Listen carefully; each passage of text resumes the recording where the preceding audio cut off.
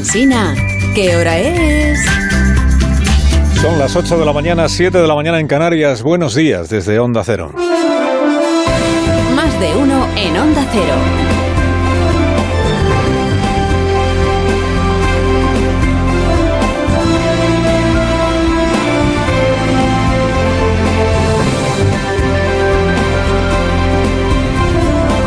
¿Qué tal? ¿Cómo están? Bienvenidos a una nueva mañana de radio. Estrenamos el 21 de marzo del año 2022, primer lunes de primavera. El tópico en España era hablar del otoño caliente y ya ve usted cómo viene el primer lunes de primavera. Lo primero, avería informática en la estación de Chamartín, que deja sin servicio de cercanías a medio Madrid y que afecta también a trenes de media distancia.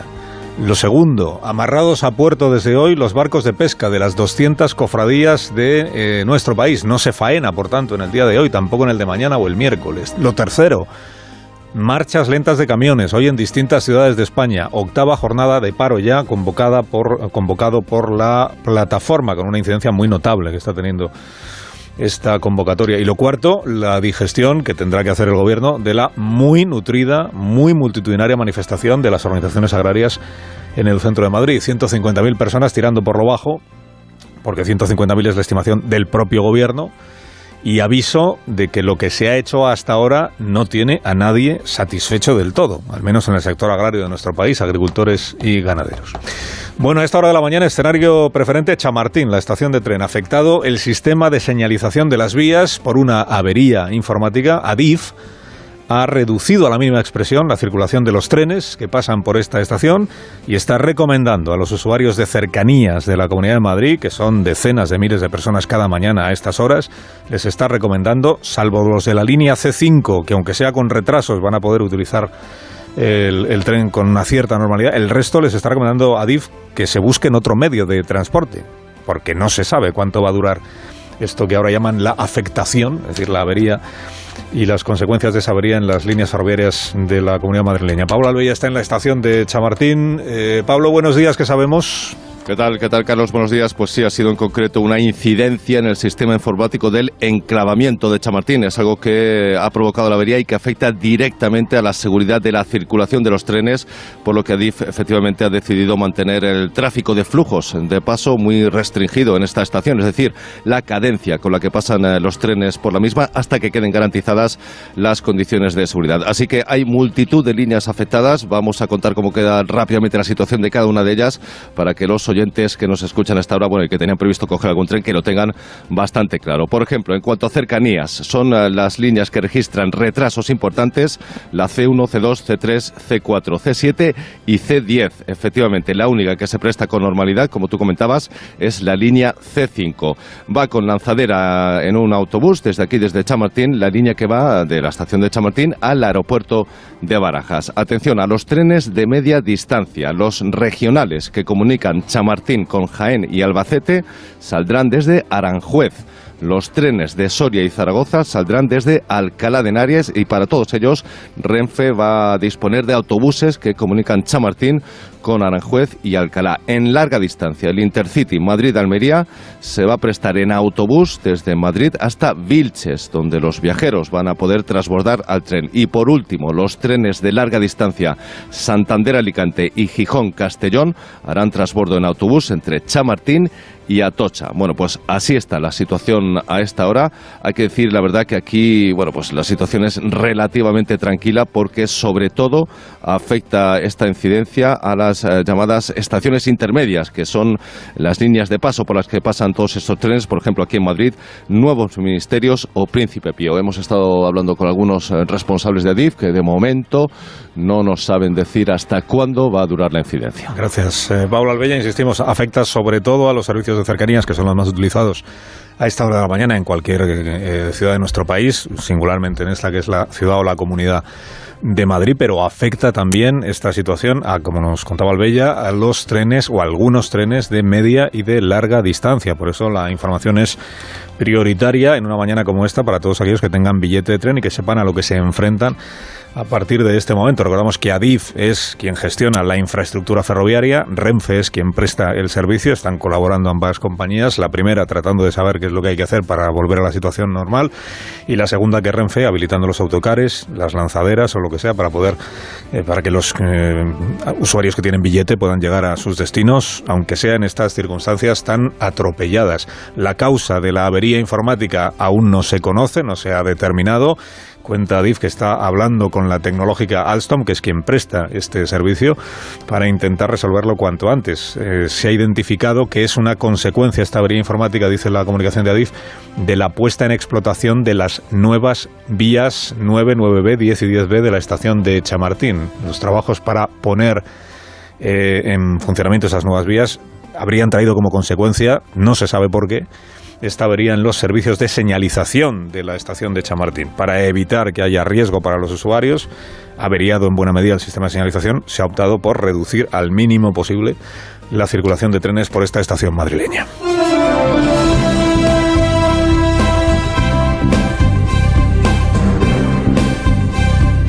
Hay que tomar medidas serias.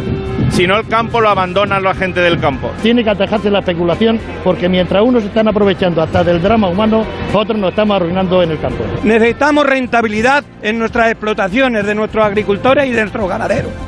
La pregunta común que se están haciendo: marineros en tierra, cofradías hoy paradas, camioneros que siguen parados muchos de ellos, agricultores y ganaderos que se manifestaron ayer en Madrid. La pregunta común es: ¿qué sentido tiene perder dinero trabajando? Es una pregunta que no ha nacido ahora.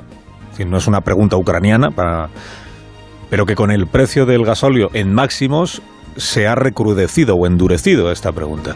A los paros y las manifestaciones responde el Gobierno con una fecha, 29 de marzo, martes de la próxima semana, Consejo de Ministros. Ahí se multiplicarán los panes y los peces y habrá soluciones para todos. Claro, los colectivos dicen por qué hay que esperar hasta ese momento. La promesa de la semana que viene, ya verá usted, no ha logrado atemperar los ánimos, porque es verdad que no alivia un solo céntimo de lo que sigue marcando el surtidor de gasóleo. La España que para y la España que protesta, que no ve por qué hay que esperar a que Pedro Sánchez, mientras sus ministras están diciendo que la situación es de emergencia, urgencia, hay que tomar medidas, Pedro Sánchez dice no, ya para la semana que viene vemos qué se puede hacer, después de la cumbre europea y todo eso. Ministro Planas recibe el próximo miércoles a las cofradías pesqueras. Dependiendo de cómo vaya esa reunión, han anunciado las cofradías que levantarán el paro o lo mantendrán, lo prolongarán.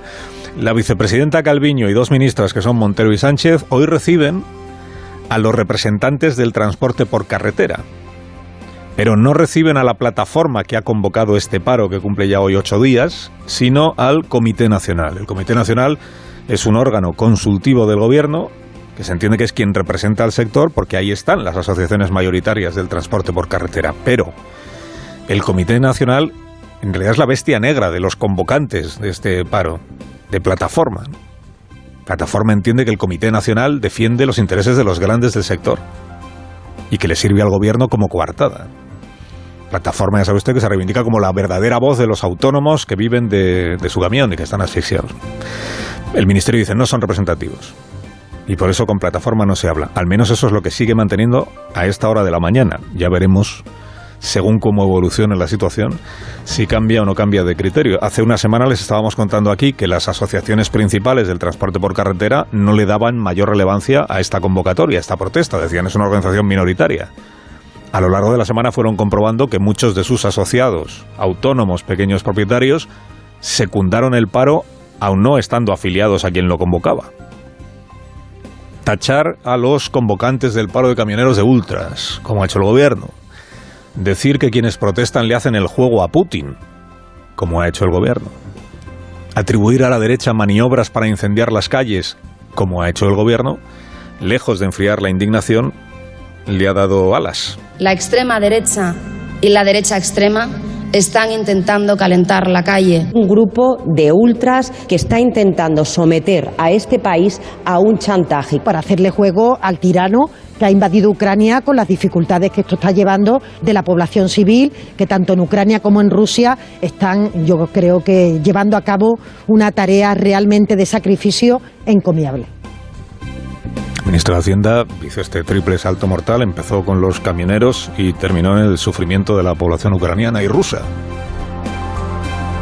El sufrimiento de los ucranianos, igual más que el de los rusos en este momento, llega hoy a su día 26ª de invasión o de bombas, de una guerra que ellos no han provocado. La guerra la ha provocado el ruso, el señor Putin. Arrasada Mariupol, Putin exige la rendición de los últimos combatientes ucranianos en la ciudad de Mariupol esta misma mañana. Precisamente en estos momentos de tanta inestabilidad en Europa, precisamente esa relación estratégica entre Argelia y España, ese gaseoducto que une a España y Argelia, puede poner todavía más en valor, incluso geoestratégicamente, esa asociación entre nuestros dos países. Pues con la guerra de Ucrania o en Ucrania en marcha, ahora tenemos también lo del Sáhara.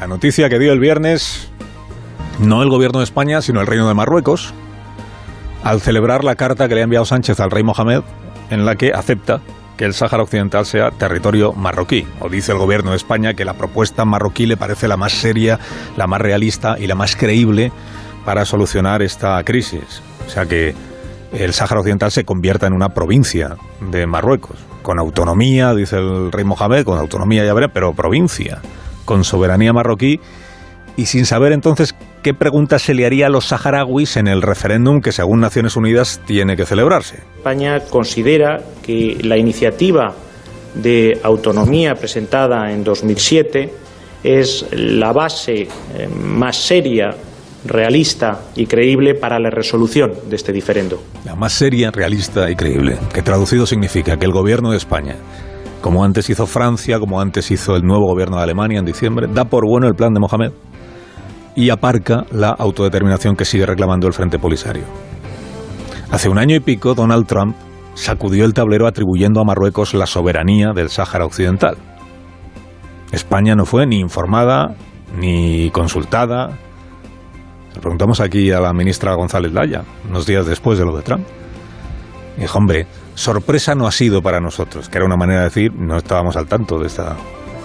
Unos meses después de aquello, de lo de Donald Trump, el rey del populismo, unos meses después de aquello se produjo el episodio de Brahim Ghali, la llegada clandestina a España, lo que, a petición de Argelia, lo que Marruecos entendió que era una provocación.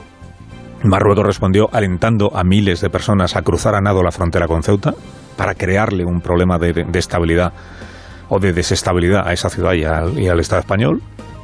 ¿Se acuerda usted que se fue Sánchez a Ceuta para decirle a Marruecos que Europa iba a defender, además de España, claro, Europa nos iba a apoyar en la defensa de nuestra integridad territorial?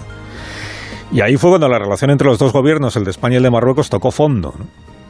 Pero luego pasaron otras cosas. Sánchez entregó la cabeza de González Laya y Sánchez se abrió a hacer suya, como Francia, la postura de Mohamed sobre el Sáhara Occidental. Hoy amanece en España ya la embajadora marroquí, que había salido de España como consecuencia de esta crisis, ahora ya ha vuelto, y hoy el que se ha ido de España es el embajador de Argelia, que ha sido llamado a consultas por el gobierno de ese país, que está diciendo nosotros de todo esto no sabíamos nada, diga lo que diga el gobierno español, y lo asumimos como una afrenta. Hombre, ya veremos si el gobierno de Argelia se manifiesta así de indignado como trámite, cubriendo, digamos, el expediente del malestar que le corresponde, o si esto va más allá.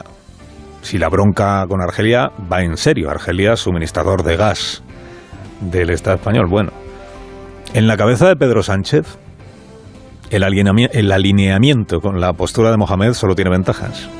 Te ganas al rey de Marruecos, al gobierno marroquí, deja de enredar en las fronteras españolas, se olvida de una vez de Ceuta y de Melilla como reclamación territorial, lo tienes como socio para combatir posibles amenazas. A cambio tienes que bendecir que se quede con un territorio que ocupó por las bravas, pero siempre podrás alegar, como ya está haciendo el gobierno de España, que, hombre, tantos años después, incluso los saharauis se merecen que esta crisis, este conflicto termine de alguna manera. Claro, ¿y Argelia qué? Pues Argelia, en la cabeza del presidente, se sentirá ofendida un rato, pero acabará echando cuentas. Verá que con España como aliado tiene el mercado europeo del gas al alcance de la mano. Gas argelino en lugar de gas ruso, un negocio goloso que bien vale hospitalizar de por vida al Frente Polisario. Esta es la idea del presidente. Que se cumpla todo esto o no, habrá que verlo. Igual pasa a la historia como un visionario, que pasa a la historia como un gran patinazo, habrá que verlo. Sánchez hace 3 años no le veía mayor interés al gasoducto de los Pirineos y ahora anda promocionándolo como la solución para el abastecimiento europeo, pero bueno, es que es Sánchez. Un presidente de gobierno puede modificar su postura sobre un conflicto de soberanía histórico como es el Sáhara Occidental, naturalmente que puede. Si es el presidente Sánchez, es lo que de él se espera, que modifique su postura incluso varias veces. Y que pretenda despacharlo como un episodio más. Un surco en el camino. Claro, esto no es un surco en el camino porque el Sáhara Occidental, por razones históricas, políticas, estratégicas, emocionales, no es un asunto cualquiera para España, para el Estado español. Claro, el presidente no ha pactado su posición con nadie. Bueno, con Mohamed. Podemos está en contra. A la contra de Sánchez también en esto. Aunque inmediatamente dice Podemos, pero no peligra el gobierno de coalición. No compartimos nada de lo que está haciendo este presidente, pero no queremos dejar de ser ministros o ministras ninguno. O ninguna. Tampoco Yolanda. Sánchez podrá plantear, defender, promover el cambio de postura del Estado español respecto del Sáhara Occidental, pero a quien corresponde debatir y tomar posición sobre esto es al Congreso de los Diputados. El país lo gobierna Sánchez, pero el país no es de Sánchez. La posición española sobre el Sáhara, hombre, no pretenderá el presidente fijarla por decreto, como comparezca en el Parlamento, plantee su nuevo criterio, defienda sus argumentos y sométase luego al debate y a la voluntad de las Cortes españolas. ¿Qué menos, no? Es usted el presidente del gobierno de una nación democrática, no es Julio César. Carlos Alsina, en Onda Cero.